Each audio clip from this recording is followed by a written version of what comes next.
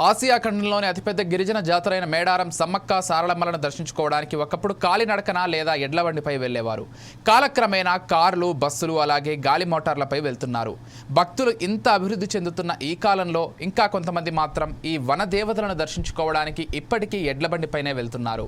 మేడారం సమ్మక్క సారళమ్మలు అంటేనే అధిక సంఖ్యలో భక్తులు వస్తారని 4 రోజులు అంగరంగ వైభవంగా ఈ మేడారం జాతర కొనసాగుతుంది. కాబట్టి తెలంగాణ, ఆంధ్రప్రదేశ్, కర్ణాటక, మహారాష్ట్ర నుండి చాలా మంది భక్తులు వనదేవతలను దర్శించుకుంటారు. ఇంత అభివృద్ధి చెందినప్పటికీ ఇంకా ఎడ్లబండిపై భక్తులు రావడం చాలా గొప్పగా అనుకోవచ్చు. ఇప్పటికీ సాంప్రదాయాలను కొనసాగిస్తూ ముందుకు వెళుతున్న సమ్మక్క సారళమ్మ భక్తులతో మా bureau chief Sudhakar ground report.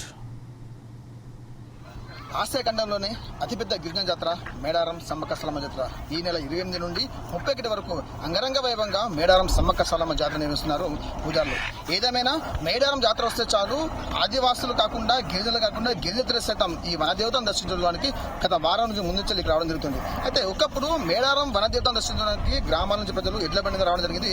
ఇప్పుడు చూసుకుంటే కాలినడకన ఎడ్ల బండి, కార్లు అలాగే గాలి మోటార్లు రోజు రోజుకు ఎంతో కొంత డెవలప్ అవుతున్నారు. కానీ కొంతమంది మాత్రం ఈ దేవతలను దర్శించుకోవడానికి ఇదే ఎడ్ల బండిని తీసుకుని వస్తున్నారు. మన ముందు కొంతమంది ఎడ్ల బండి వచ్చిన వాళ్ళు భక్తులు ఉన్నారు. వాళ్ళు అడిగే ప్రశ్న ఎందుకు ప్రపంచం వచ్చి రోజుకు ఎంతో అభివృద్ధి చెందుతూ ఉంది. ఉత్తరాల కాలం నుంచి కంప్యూటర్ కాలానికి ప్రగతిస్తున్నాము. కానీ ఇప్పటికీ వాళ్ళు మాత్రం ఇదే ఎడ్ల బండి నమ్ముకొని ఇదే ఎడ్ల బండి మీద ఇది కొత్తసి ఈ వనదేవతను దర్శించుకుంటున్నారు.